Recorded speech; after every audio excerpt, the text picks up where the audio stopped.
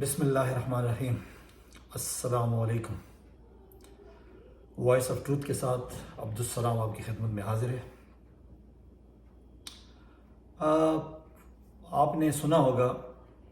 کہ کہتے ہیں کہ اتفاق میں برکت ہوتی ہے۔ جب بچپن میں ہم اسکول پڑھتے تھے تو ہم ایک کہانی پڑھا کرتے تھے جس کا عنوان تھا یا جس کا ماڈل تھا یونٹی از اسٹرینتھ،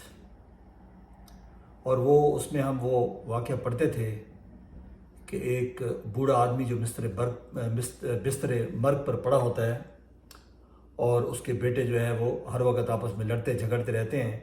تو اس کے ذہن میں ایک خیال آتا ہے، وہ اپنے تینوں بیٹوں کو بلاتا ہے اور ایک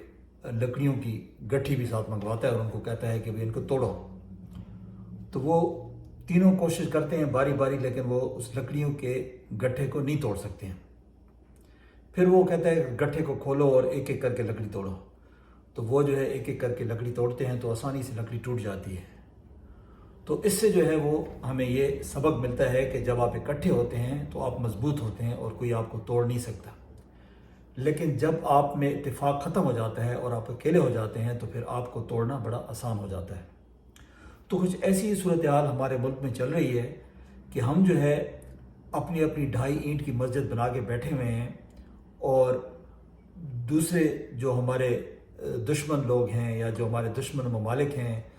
وہ جو ہے ہماری کمزوری کا فائدہ اٹھا رہے ہیں، اور یہی وجہ ہے کہ ہم سنتے ہیں کہ جناب فلاں جگہ دہشت گردی کا واقعہ ہو گیا، فلاں جگہ جو ہے وہ ہمارے لا انفورسز ایجنسیز پہ جو ہے وہ اٹیک ہوا اور اتنے لوگ شہید ہو گئے۔ تو اصل میں اس کی وجہ کیا ہے؟ وجہ یہی ہے کہ بیسیکلی ہمارے ملک میں جو ہے سیاسی عدم استحکام ہے، اور اس کا فائدہ جو ہے وہ تمام جو ممالک جو کہ پاکستان کو یا پاکستان کے وجود کو تسلیم نہیں کرتے ہیں تو وہ جو ہے اس کو نقصان پہنچانے کی کوشش کر رہے ہیں۔ لیکن کہنے کا مقصد یہ ہے کہ ہم اس افراتفری کا شکار یعنی افراتفری کے شکار تک پہنچے کیوں؟ یعنی کیوں ہم اس مقام پر پہنچ گئے کہ ہمارے پڑوسی جو ہیں وہ ہمارا کہنا نہیں مانتے ہیں؟ یعنی آپ افغانستان کو کہتے ہیں کہ آپ جو ہے پاکستانی طالبان کو اپنی سرزمین استعمال نہ کرنے دیں، ان کو کنٹرول کریں، تو وہ ہماری بات نہیں سنتے ہیں۔ اسی طریقے سے جو ہے وہ ایران نے جس طرح پاکستان پہ اٹیک کیا تھا، تو اس سے پہلے جو ہے یعنی پاکستان کو انہوں نے جو ہے کئی بار یہ کہا تھا، اور وہ ان کے آپس میں جو بھی معاملات تھے وہ طے نہیں ہو سکے، تو اس لیے انہوں نے حملہ کیا تھا۔ تو اس کی کیا وجہ ہے؟ وجہ یہی ہے کہ ہم سیاسی طور پر عدم استحکام کا شکار ہیں۔ ہم آپس میں لڑتے لڑتے ہم نے اپنے دشمنوں کو جو ہے یہ موقع فراہم کر دیا ہے کہ وہ ہمیں ایک آسان ٹارگٹ سمجھتے ہیں اور کسی بھی وقت ہماری یعنی پاک سرزمین پر وہ حملہ آور ہو سکتے ہیں۔ لیکن سوال یہ پیدا ہوتا ہے کہ ہم اس کمزوری کے لیول تک پہنچے کیسے؟ یعنی ہم تو پاکستان تو بڑا مضبوط ملک تھا، اور ہم جو ہے اپنے آپ کو ایٹمی طاقت کہتے ہیں، دنیا کی جو ہے وہ تقریباً 7ویں بڑی جو ہے وہ یعنی مملکت تصور ہوتی ہے جو طاقت کے لحاظ سے اپنی آرمی کے لحاظ سے جو ہے وہ طاقتور ترین ملک ہے۔ تو پھر یہ کیوں اس طرح ہمارے ساتھ یہ جو ہے وہ اس طرح کا سلوک ہو رہا ہے کہ ہم سے کوئی ڈرتا ہی نہیں ہے؟ تو اصل میں بات یہ ہے کہ یہ ساری کہانی جو ہے وہ شروع ہوتی ہے، وہ سائفر سے شروع ہوتی ہے کہ سائفر جو تھا وہ کیا تھا؟ یعنی سائفر ایک دھمکی تھی جو کہ ہمارے یعنی ملک کو دی گئی۔ آپ یوں سمجھ لیں کہ ایک جو ہے آپ کا جو ہے گھر کا جو بڑا ہے اس کو جو ہے وہ ایک محلے کا بدماش دھمکی دیتا ہے کہ اگر اس طرح نہیں کرو گے تو تمہارے ساتھ یہ سلوک کیا جائے گا۔ تو اسی طریقے سے جو ہے نا ایک جو ہے ہمیں دھمکی ملی کسی بڑے یعنی طاقتور ملک سے،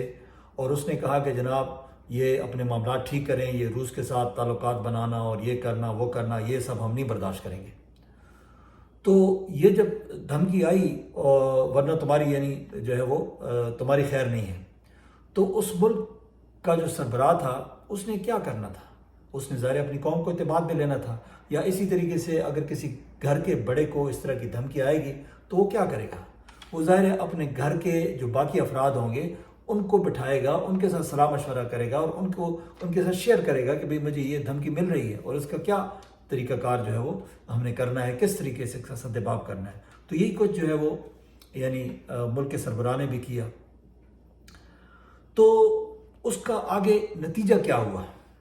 یعنی ملک کے اندر جو طاقتیں تھیں جنہوں نے اس کا ساتھ دینا تھا، یعنی پاکستان کے آئین، پاکستان کے قانون، مارلی، سیاسی طور پر، اخلاقی طور پر، ہر لحاظ سے ان کا یہ کام بنتا تھا کہ وہ اس گھر کے بڑے کا یا اس ملک کے سربراہ کا ساتھ دیتے، لیکن انہوں نے ساتھ دینے کے بجائے اس بدماش کا ساتھ دیا، اس دھمکی دینے والے کا ساتھ دیا جنہوں نے جو ہے ملک کے سربراہ کو دھمکی دی تھی۔ اور اس میں کون لوگ شامل تھے؟ سب کو پتہ ہے۔ اس میں جو ہے سب سے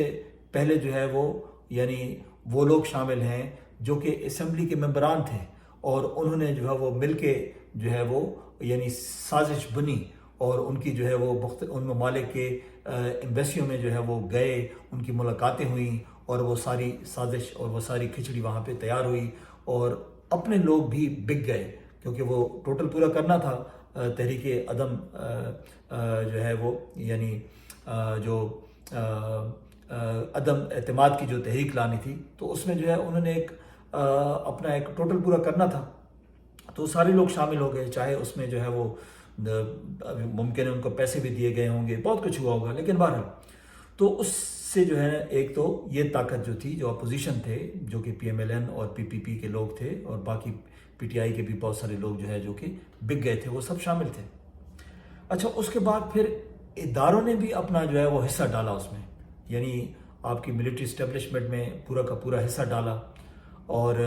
ان سب کو جو ہے آن بورڈ کیا۔ یعنی ایم کیو ایم جو تھی وہ تو کولیشن پارٹنرز تھے، لیکن وہ کولیشن پارٹنر سے ہٹ کے جو ہے وہ دوسری طرف چلے گئے۔ پی ٹی آئی کے بہت سارے لوگ جو ہیں وہ ان کے ساتھ مل گئے، اسی طریقے سے باپ پارٹی کے لوگ جو ہیں ان کے ساتھ مل گئے۔ تو مطلب ہے پیچھے سے اس کا جو آرکیٹیکٹ تھا وہ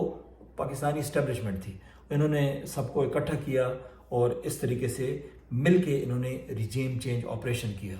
اس ریجیم چینج آپریشن کے بعد جو ہے یعنی ہمارا یہ خیال تھا کہ چلیں بس اب یہی ہے کہ بھئی حکومت چینج ہو گئی ہے تو اور تو کچھ نہیں ہوگا، بس یہ 3 مہینے بعد یا جو بھی سال 6 مہینے بعد الیکشن ہو جائیں گے اور معاملات سیٹل ہو جائیں گے، لیکن ایسا نہیں ہوا۔ وہ 2 سال تک انہوں نے وہ ظلم و ستم کی جو ہے وہ یعنی داستانیں رقم کی، اور ایک جماعت کو اتنا ٹارگٹ کیا کہ اس کے رہنماؤں سے زبردستی جو ہے وہ پارٹی چھڑوائی گئی، ان سے پریس کانفرنسیں کروائی گئیں، اور پھر 9 مئی کا جو واقعہ ہوا تھا وہ بھی ایک یعنی سازش تھی، جس میں جو ہے رانا ثناء اللہ کا نام آ رہا ہے کہ رانا ثناء اللہ نے جو ہے وہ اور کچھ باقی جو مسلم لیگ نون کے لوگ تھے انہوں نے وہ سازش بنی، کیونکہ اب تو آپ کو پتہ ہے کہ بہت سارے ایسے نون لیگی جو ہیں وہ ویڈیو میں آ چکے ہیں، جن میں وہ ایک خاتون جو ہے وہ اب پنجاب اسمبلی کے اس کو رکن بھی بنا دیا گیا ہے، تو وہ بھی جو ہے ان لوگوں میں شامل تھی جو کہ احتجاج کر رہے تھے اور نعرے بازی کر رہے تھے۔ تو کہنے کا مقصد یہ ہے کہ یعنی ریجیم چینج آپریشن کے بعد بھی پی ٹی آئی کو، ان کی لیڈرشپ کو، ان کے ورکرز کو جو ہے وہ یعنی نیست و نابود کرنے کی کوشش کی گئی، جس کی وجہ سے جو ہے وہ 2 سال تک جو ہے یہ ڈرامہ چلتا رہا، اور ملک کو شدید نقصان ہوا کہ میجارٹی جو تھی، جو لوگ یعنی عوام میں عمران خان کو سپورٹ کرتے تھے وہ میجارٹی تھی، تو میجارٹی پارٹی کو اور میجارٹی لوگوں کے ساتھ جب یہ ظلم و ستم ہوا تو اس کا کیا ہوا کہ لوگ اداروں کے خلاف کھڑے ہو گئے، اداروں کے خلاف نفرت پیدا ہو گئی، اور جب اداروں کے خلاف نفرت پیدا ہوتی ہے تو ظاہر ہے پھر اس سے ملک کمزور ہو جاتا ہے۔ اچھا، اس کے بعد بھی چلیں معاملات حل ہو جانے تھے اگر یہ جو 8 فروری کا الیکشن ہوا ہے، یعنی سارے لوگوں کا یہ خیال تھا کہ 8 فروری کو اگر یہ دھاندلی بھی کریں گے تو تب بھی جو ہے تحریک انصاف جیت جائے گی، اور ایسا ہی ہوا۔ یعنی انہوں نے ہر طریقے سے دھاندلی کی، جس طریقے سے انہوں نے جو ہے وہ بلے کا نشان چھینا، اس کے بعد جو ہے نا بڑے بیہودہ قسم کے نشان ان کو الاٹ کیے گئے، اور یعنی ایک ہی کنسٹیٹوئنسی میں جو ہے وہ مختلف قسم کے نشان دیے گئے، کہیں جوتے کا نشان، کہیں بیگن کا نشان، کہیں جو ہے وہ ویل چیئر کا نشان، کہیں چارپائی کا نشان، تو مختلف قسم کے نشان۔ ان کا خیال یہ تھا کہ بھئی لوگ جو ہیں وہ غلطی کریں گے، اور یقیناً غلطیاں کی بھی ہوں گی کیونکہ ہمارے لوگ جو ہیں وہ اتنے پڑھے لکھے تو نہیں ہیں، لیکن اس کے باوجود جو ہے یہ پارٹی جو ہے وہ الیکشن بھاری اکثریت سے جیتی۔ اچھا، اب اگر جو ہے اس مینڈیٹ کو ہی تسلیم کر لیا جاتا اور مطلب اگر وہ ان کی جو سینٹر میں اور پنجاب اسمبلی میں جو پی ٹی آئی کی سیٹیں تھیں وہ ان کو دے دی جاتی تو تب بھی معاملات جو ہے وہ شاید بہتری کی طرف چلے جاتے، لیکن وہ بھی نہیں کیا گیا۔ یعنی ان کی تقریباً قومی اسمبلی میں 80 سے 85 سیٹیں جو ہیں تقریباً یہ جو ہے یعنی فارم 45 پہ جو ہے وہ پی ٹی آئی والے جیتے ہوئے ہیں، اور انہوں نے جو ہے فارم 47 پہ نون لیگی حضرات کو یا جو یہ جو دوسری جو جہانگیر ترین کی جماعت تھی ان لوگوں کو جس طرح اون چودھری وغیرہ ہیں ان کو جتوا کے، یعنی سب کو پتہ ہے فارم 45 نظر آ رہا ہے لیکن ان کو جتوا کے تو یہ ایک اور جو ہے ایک یعنی ملک کی جو ہے یعنی اس میں جو ہے ایک کیل ٹھونکی گئی تابوت میں کہ جو ہے اس سے عوام کا اعتماد جو ہے وہ بالکل ختم ہو گیا اداروں پہ۔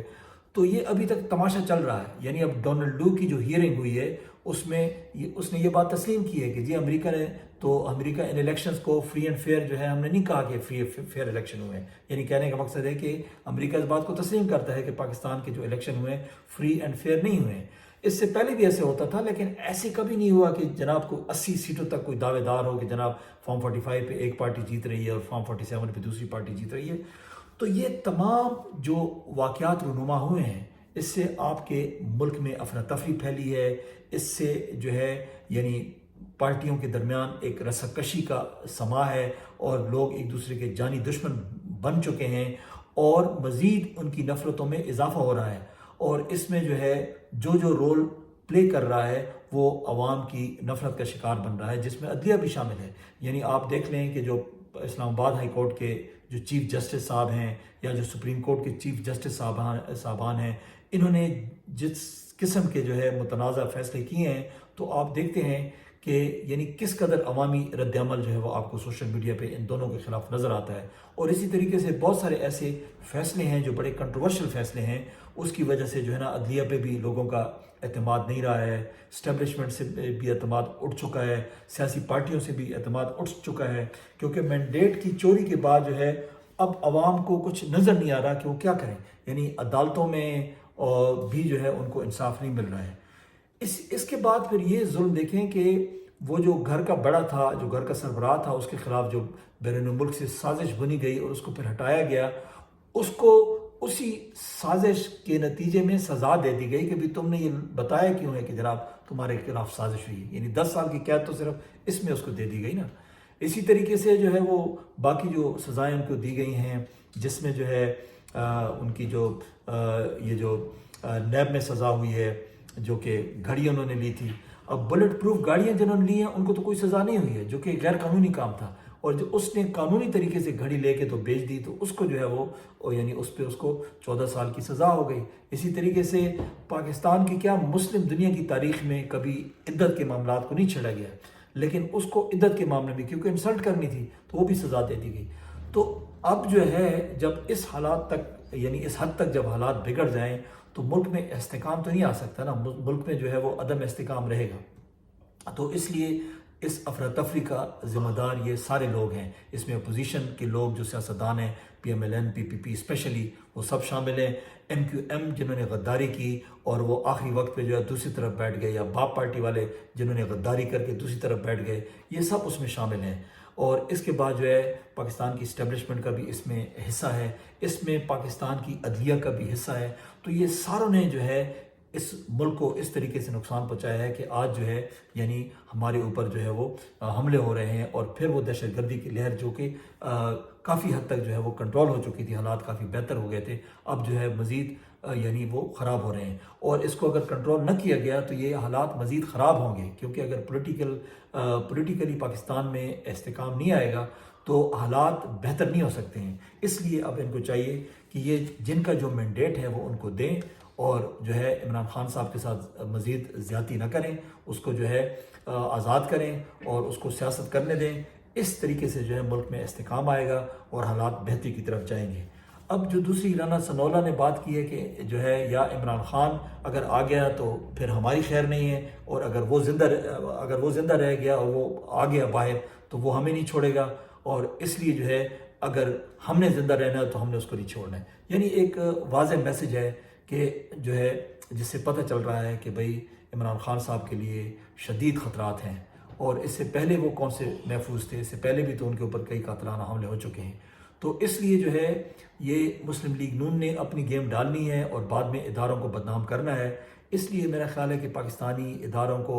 عدلیہ کو اور اسٹیبلشمنٹ کو جو ہے اس چیز کا جو ہے ادراک ہونا چاہیے کہ انہوں نے کوئی نہ کوئی جو ہے وہ، چونکہ پنجاب میں ان کی حکومت ہے تو یہ کوئی نہ کوئی جو ہے نا ایسی حرکت کریں گے جس سے عمران خان صاحب کی زندگی کو خطرہ لاحق ہو سکتا ہے، اور بعد میں جو ہے وہ سارا ملبہ جو ہے انہوں نے اسٹیبلشمنٹ پہ ڈال دینا ہے۔ لہٰذا اسٹیبلشمنٹ کو ایک ایسا رول پلے کرنا چاہیے کہ عمران خان صاحب کو جو ہے وہ باہر جو ہے لانا چاہیے، اس کے اوپر جھوٹے مقدمات ختم کرنے چاہیے، تاکہ جو ہے یہ لوگ جو ہے وہ اس طرح کی کوئی سازش نہ کر سکے جس سے ہمارے ادارے مزید کمزور ہو جائیں اور ہم جو ہے یعنی اپنے ملک کا مزید نقصان کر بیٹھیں۔ تو یہ کچھ جو ہے باتیں تھیں جو آپ کے ساتھ شیئر کرنی تھیں۔ اپنا بہت بہت خیال رکھیے گا، اجازت دیجیے، اللہ حافظ۔